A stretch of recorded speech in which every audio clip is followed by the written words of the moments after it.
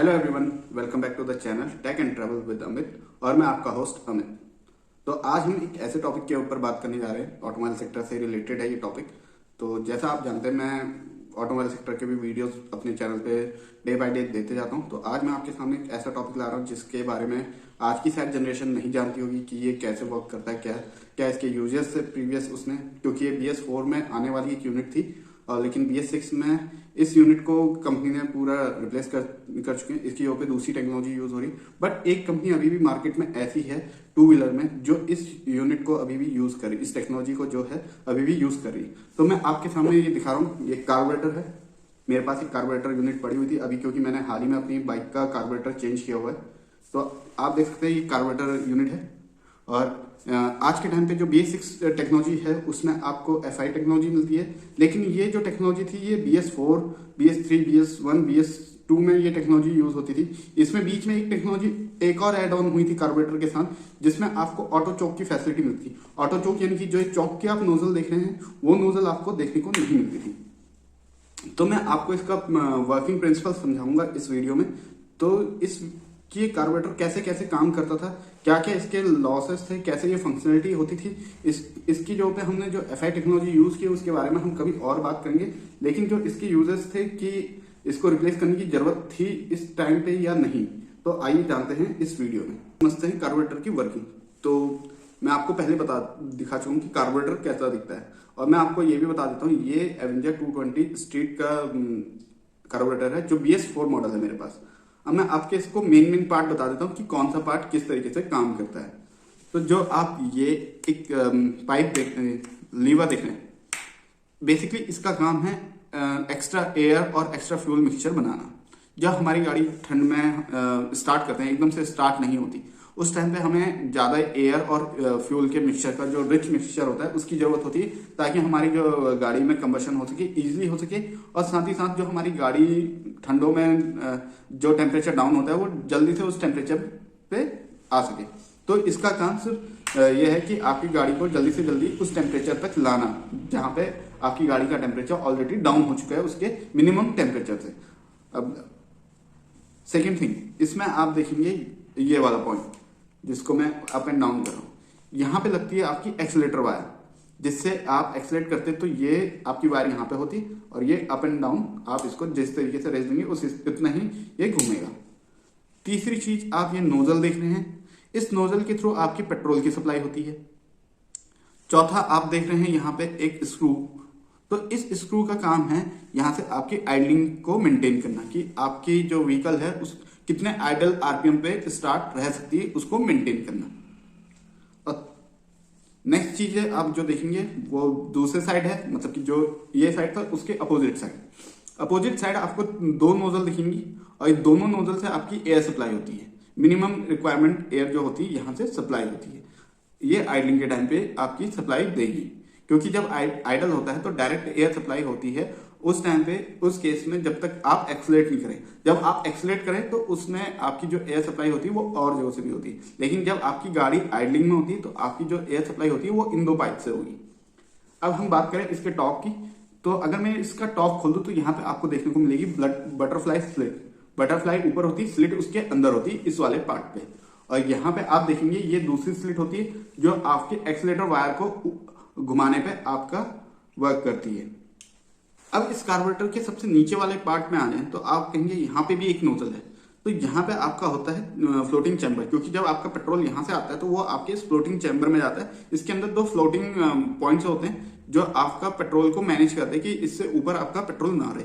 लेकिन ये जो आपके नोजल देख रहे हैं ये इसलिए काम आती है, कभी कभी बरसातों में ये होता है कि आपकी गाड़ी के अंदर अनइवन वाटर चला जाता है टैंक के रास्ते। जब आप पेट्रोल भरवा रही है, कहीं पे आपकी गाड़ी बहुत देर से खड़ी है तो वहां पे पानी थोड़ी बहुत क्वांटिटी में आते रहता है, धीरे धीरे आपके टैंक में इकट्ठा होता है। जब वो टैंक में इकट्ठा हो जाता है और कुछ टाइम बाद वो आपके पेट्रोल टैंक से आपकी कार्बोरेटर यूनिट में आता है, तो वो आपके सबसे नीचे वाले चैम्बर में आता है। यहाँ पे जो चैम्बर होता है इसमें जो फ्लोटिंग वाल्व होती हैं, फ्लोटिंग जो डिवाइस होती हैं, वो आपके एक लेवल तक पेट्रोल इसके अंदर स्टोरेज कर सकते हैं। तो जब इस कंडीशन में हम पहुंच जाते हैं कि इस गाड़ी कार्बोरेटर के अंदर पेट्रोल है, तो हम यहाँ से ये स्क्रू आप देख रहे होंगे, इस स्क्रू को हम लूज करते हैं तो धीरे धीरे यहाँ से जो इसमें वाटर आ जाता है, और जब तक वाटर इसमें से निकलता है तब तक हम इसमें से हम निकाल देते हैं, क्योंकि आपका जो पेट्रोल सप्लाई है वो कंटिन्यू चल रही है। आपकी पेट्रोल सप्लाई आई, आपने यहाँ से वॉल्व ढीला कर दिया तो आपका जो अनयूज पेट्रोल है, वाटर ड्रॉप्स हैं, वो आपकी निकल जाती हैं, धीरे धीरे वो यहाँ से निकल जाएंगे। अब मैं आपको बताता हूँ कि ये कार्बोरेटर कैसे काम करता है। कार्बोरेटर जब गाड़ी स्टार्ट है, आपको पता चल गया अभी तक कि गाड़ी स्टार्ट है, तो यहाँ इन दोनों नोजलों से एयर जा रही है और इससे आपका पेट्रोल फ्लोटिंग चैम्बर में आ रहा है। यहाँ पे फ्लोटिंग चैम्बर के अंदर दो वाल्व होती हैं जिसको बोला जाता है पायलट। एक होता है मेन पायलट, एक होता है सेकंड पायलट। जो आपका मेन पायलट होता है वो आपका एक्सेलरेशन के टाइम पे वर्क करता है, और जो सेकेंडरी पायलट होता है वो आपकी आइडलिंग के टाइम पे काम करता है। क्योंकि जो मेन पायलट होता है उसकी जो लेंथ होती है वो ज्यादा होती है, और जो सेकेंडरी पायलट होता है उसकी जो लेंथ होती है वो उससे थोड़ी सी शॉर्ट होती है। जब हम अपनी गाड़ी को एक्सीलरेट करते हैं, ये आप देख सकते हैं, एक्सीलरेट करने के लिए मैंने यहाँ से ये घुमाया तो आप देख होंगे ये अंदर जो ये बंद था अभी तक वो खुल गया है, आपको हल्की सी रोशनी आर पार दिखाई दे रही होगी। तो जब हम एक्सीलरेट करते हैं, अभी तो यहाँ से कोई ऐसी सोर्स है नहीं कि मैं यहाँ से एयर पूरे फ्लो के साथ इसको वो कर सकूं। अगर इसको किसी एयर के साथ, फ्लो के साथ ये किया है तो आप ये देख होंगे एक इसके अंदर स्लिट है, इसको कहते हैं स्लिट। तो ये अपने आप ही एक प्रेशर जनरेट करेगी तो ये ऊपर को चली जाएगी। जब ये ऊपर को जाएगी तो यहाँ पे से जो पेट्रोल और एयर का मिक्सचर है वह आपका डायरेक्ट इंजन चैम्बर में चला जाएगा। अब आप कह रहे होंगे कि यहाँ से तो आपने कह दिया कि यहाँ से आइडलिंग के लिए एयर आ रही, इतनी एयर आ रही जितने में आपकी गाड़ी आइडल में स्टार्ट हो सकती है। अब आप कहेंगे कि यहाँ पे जो एयर आई उसमें तो काफी सारी डस्ट हुई, तो इससे पहले एक लगा रहता है इसमें एयर फिल्टर। एयर फिल्टर जब आप एक्सीलरेट करते हैं तो वहां से एयर पास होती है, वहां से वो एयर को सक करता है, तब जाके आपकी एयर इसके अंदर जाती है और यहाँ से आपका पेट्रोल और एयर का जो प्रॉपर मिक्सचर होता है उस रेशियो से आपकी गाड़ी चलती है। इस हिसाब से ये ट्यून होता है। अब मैंने आपसे कहा था कि इसके लॉसेस क्या हैं। पहली बात, जब आपकी कार्बोरेटर यूनिट खराब होती है, सबसे पहले इसमें जो दिक्कत आती है वो आती है इसमें कचरा फंसने की, कचरा और वाटर ड्रॉप्स।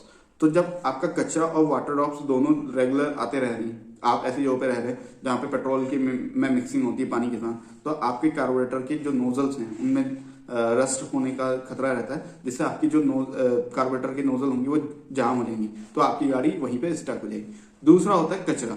अब कचरा कैसे कैसे आता है, जब काफी टाइम हो जाता है हम गाड़ी सर्विस करवाते हैं लेकिन अपने गाड़ी के एयर फिल्टर की तरफ ध्यान ना दें तो वहां से भी आपका जो सिस्टम है वो चोक हो जाएगा। क्यों? उधर से भी कभी ना कोई डस्ट पार्टिकल अंदर आना शुरू कर देगा। और साथ ही साथ कभी कभी हम जब पेट्रोल भराते हैं या कहीं ऐसी जगह पे रहते हैं कि वहां पे डस्ट बहुत चल रही है, मान लीजिए मैं पेट्रोल फिलिंग करवाने जाऊँ, उसी टाइम पे डस्ट उड़ के आ रही, तो धीरे धीरे डस्ट अंदर को चले जाएगी, टैंक के अंदर गई तो वहां से आपके पेट्रोल के साथ इसके अंदर आ गई। तो जो ये आप फ्लोटिंग चैम्बर आप देख रहे हैं, इस फ्लोटिंग चैम्बर का एक और मेन काम है कि उस डस्ट को नीचे ही रहने देगा, उस डस्ट को ऊपर नहीं आने देगा। तभी जो फ्लोटिंग चैम्बर की जो पिंस होती हैं वो एकदम ऊपर होती हैं, जिस लेवल पे उनको पेट्रोल चाहिए उस लेवल पे होंगी, एकदम बॉटम से वो पेट्रोल कभी नहीं लेगा। कभी भी आप गौर करेंगे, अगर आप के पास ये गाड़ी है जिसमें कार्बोरेटर है, आपने कभी खुलवाया होगा ये चैम्बर, तो इसके अंदर आपको पेट्रोल मिला होगा जिसमें आपको डस्ट भी मिली होगी काफी सारी। अब वो डस्ट क्या करती है, अगर वो डस्ट ज्यादा हो जाती है वो धीरे धीरे आपकी पूरी यूनिट में घूमने लग जाती है। तो जितनी भी इसके अंदर बटरफ्लाई होती है या जो मैंने आपको बताया स्लिट होती है, या ये वाली जो आप स्लिट देख रहे हैं जिससे आपका मतलब कि पेट्रोल और एयर आता है, तो उसमें भी उसकी जो गैपिंग होती है उसमें फर्क लाती है। तो ये टाइम टू टाइम ये खराब होना शुरू हो जाता है। और एक टाइम पे ऐसा होता है कि आपकी गाड़ी चलती है, स्पीड जैसी आप करते हो तो वहां पे वो स्पीड नहीं ले पाती प्रॉपर, तो आपकी जो व्हीकल होती है उसकी एज पे भी फर्क पड़ता है उससे। और जो आपके इसमें स्पार्क प्लग होते हैं उसमें भी इस चीज का फर्क आता है। दूसरा, मैंने आपको यह बोला था कि ये क्यों ये डिवाइस इतनी अच्छी थी कि हम इसको कंटिन्यू कर सकते थे। पहली चीज, एक तो ये मेंटेन करना बहुत आसान है, जो अब की जो टेक्नोलॉजी है उससे ज्यादा आसान है मेंटेन करना और इजी टू हैंडल है। और ये जो आपकी यूनिट है ये कम से कम आपके ऊपर डिपेंड करती है कि आप किस हिसाब से इस यूनिट को चला रहे हैं, मतलब कि आप इसकी proper time to time service कर, जैसे आपने गाड़ी की सर्विस करा रहे हैं तो कभी कभी आप पेट्रोल यहाँ से निकलवा रहे हैं, इस नोजल के थ्रू आप निकलवा रहे हैं कि नहीं निकलवा रहे हैं, ये भी आप पे डिपेंड करता है। क्योंकि कभी कभी ऐसा होता है हम लोग सर्विस कराने चले जाते हैं, उन्होंने ध्यान नहीं दिया कि इसमें से हमें थोड़ा बहुत तेल निकालना चाहिए, या जो इसके अंदर तेल है ऊपर से सप्लाई बंद करके नीचे से जितना भी है इसको पूरा खाली कर देते हैं, ताकि इसमें जो भी कचरा है या रस्ट है वो बाहर आ जाए। एक तो ये है। दूसरा, अब जो आजकल का मॉडर्न फ्यूल है उसकी वजह से भी इसको थोड़ा बहुत नुकसान पहुंचा है इस यूनिट को। क्यों पहुंचा? क्योंकि जब फ्यूल में एथनॉल का जो परसेंटेज है वो चेंज होते जा रहा है। पहले जो एथनॉल 1% आता था BS 1, 2, 3, 4 तक, 1 to 2, 5% तक मैंने BS3 में देखा था। BS3 में जो कार्बोरेटर आते थे उसमें 10% तक कार्बोरेटर ऐसा होता था कि वो 10% एथनॉल पे भी वर्क करेगा, कि आपके पेट्रोल में एथनॉल की अगर मात्रा 10% है उस पर भी वो वर्क करेगा। लेकिन जैसे जैसे हम आगे को टेक्नोलॉजी ग्रैब करते जा रहे हैं वैसे वैसे जो पेट्रोल में एथनॉल की मात्रा है वो भी डे बाय डे बढ़ती जा रही है। अभी इंडिया में जो है एथनॉल जो परसेंटेज है वो 10% के आसपास है, लेकिन आने वाले टाइम पे ये 20% तक आराम से जाएगा। अब जो इसके मैंने कहा ना एथनॉल से क्या होगा, एथनॉल से क्या होगा, इसके अंदर जो रबर पार्टिकल होंगे वो फूलने शुरू कर देंगे, क्योंकि वो उस तरीके से डिजाइन नहीं है कि वो उतने एथनॉल परसेंटेज को वेयर एंड टेयर कर दे। तो जब आपका रबर इसमें फूलना शुरू कर देगा, वो कटना शुरू कर देगा, तो आपकी जो पैकिंग है वो प्रॉपर नहीं हो पाएगी इस कार्बोरेटर के अंदर। इस वजह से भी कंपनियों ने इसको डिसकंटिन्यू कर दिया। और दूसरी चीज, अब मैं एफआई टेक्नोलॉजी अब यूज होती है, तो एफआई के बारे में एक चीज बताना चाहूंगा।